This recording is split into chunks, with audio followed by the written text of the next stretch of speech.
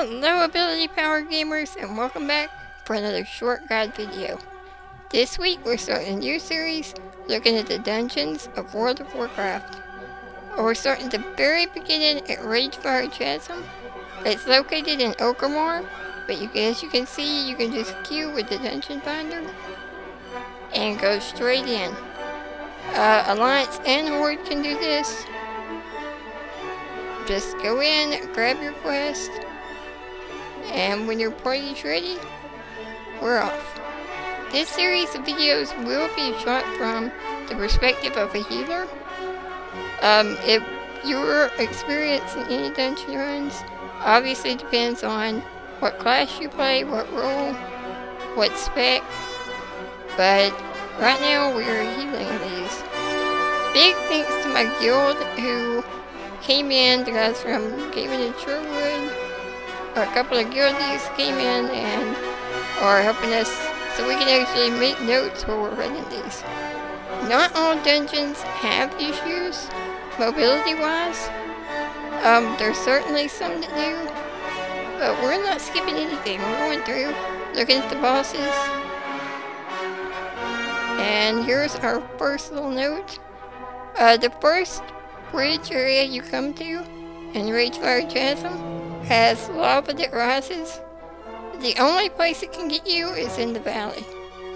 So if you stand before it or run across when it's down, you will be fine. Something else that will change your dungeon run experience are the groups you get. If you join a random dungeon run, DPS may vary, so boss fights may last longer. The people in the group, some have BOAs, which most of this group does. It will help you kill bosses easier.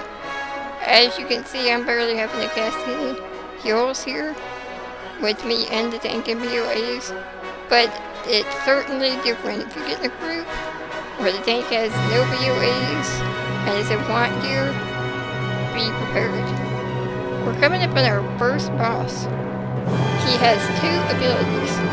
A flame breath, which hits a player dealing fire damage.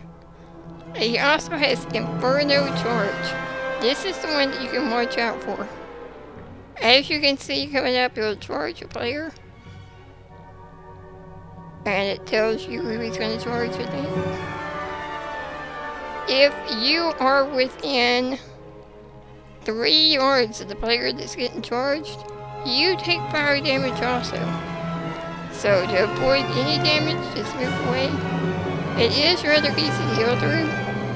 So if you miss one, it shouldn't affect the party too much. After the first boss, there's another bridge area where the lava will rise. Again, just stay out of the valley part of the bridge. You can stand on the hill before or after, and the lava will never touch you.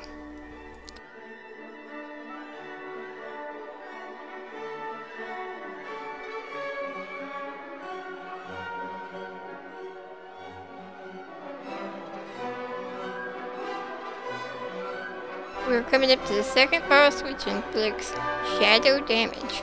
He has two abilities. One, you'll throw a shadow bolt at a random player. It shouldn't be that bad to heal through. The other ability he has is called Shadow Storm. Now this group kills him a little bit too quick for you to see it, but what it does is it calls down twisted elements, and wherever it hits, players standing within 2 yards take damage. So you should be able to avoid it rather easy. This next area has a lot of little bridges to go over, none of which have the rising lava, so don't be concerned about where you stand on the bridge. There's also many different ways to go to get to the middle to the boss area. So, yeah, if your tank goes a different way than we are here, that's why you're all going to the same spot. Here we are at the third boss in Ragefire Chasm. He only has one ability. It's called Lava Spit, and he just spits lava at people.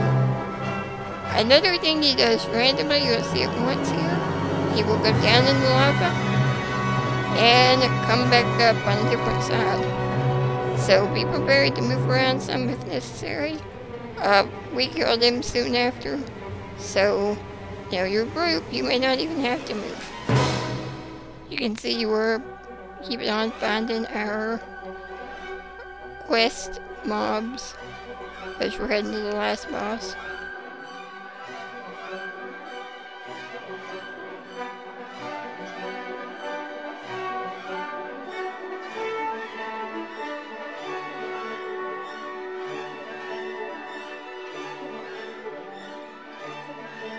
And we're at the end. This is the last boss.